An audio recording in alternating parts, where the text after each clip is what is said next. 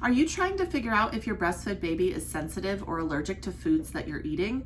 Research shows about 3% of infants and about 9% of 1-year-olds have true food allergies. About 40% of kids with food allergies are allergic to more than one food. Food allergies and intolerances are caused by sensitivity to the proteins found in the foods that you ingest that get into your milk and go to your baby. The most common food allergies and intolerances are to dairy, soy, and gluten, followed by egg and nut, and so on for some other foods for others. In the breastfed baby, symptoms can include colic, eczema or skin rashes, hives, and a runny nose after consuming your milk with these trigger foods. For babies with a true allergy or intolerance, you'll also see blood or mucus in the poops. Your gentle reminder is that colic is a symptom and not a diagnosis. If your baby has symptoms of colic, meaning uncontrollable crying for hours at a time, something is definitely going on. It's not always a sign of an allergy or intolerance. Cow's milk protein intolerance, also called CMPI, is an abnormal response by the body's immune system to protein found in cow's milk, which damages the lining of the stomach and intestines. This damage causes the bloody poops and the mucus, which is the body's way of trying to protect the stomach and intestines.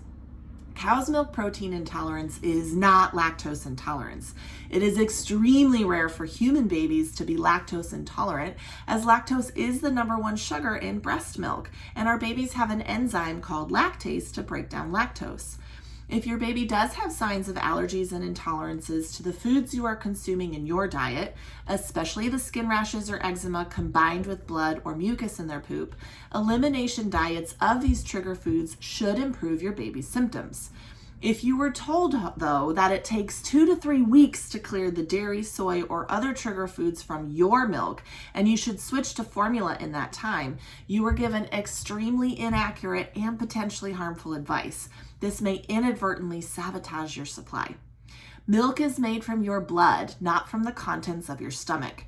Your food goes to your mouth, to your stomach, to your intestines, where the proteins, vitamins, and minerals are absorbed by your bloodstream. The nutrients then travel to your breast through your blood, where milk-making cells synthesize these nutrients into your breast milk.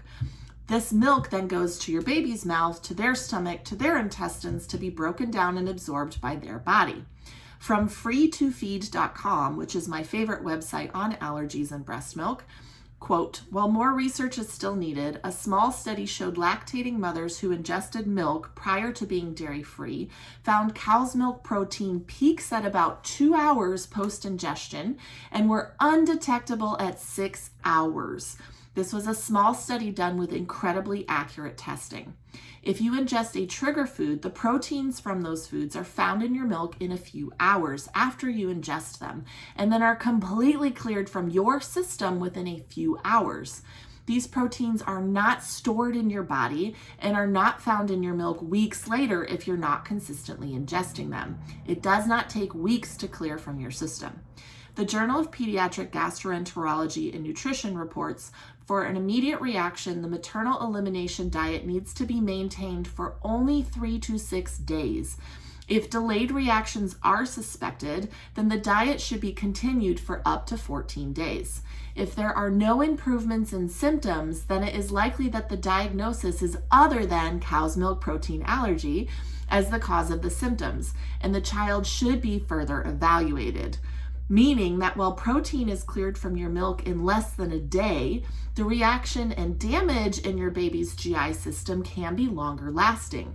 It's the residual inflammation from the protein exposure in the baby's gut, not continual exposure from your milk after 12 to 24 hours, that perpetuates the symptoms.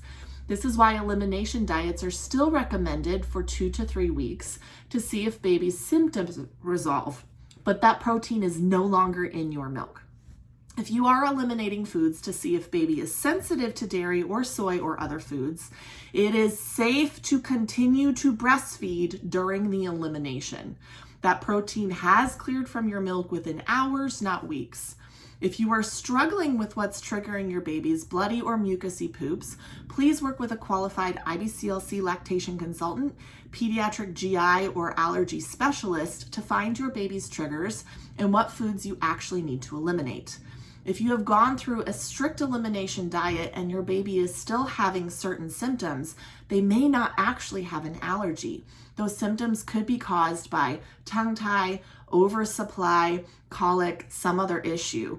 Usually, in my experience, when parents have gone through an extreme elimination diet and the baby is still refluxy, spitty, having occasional green poops, but no blood or mucus, that's usually a sign of an unidentified tongue tie on how the baby is swallowing and ingesting those foods.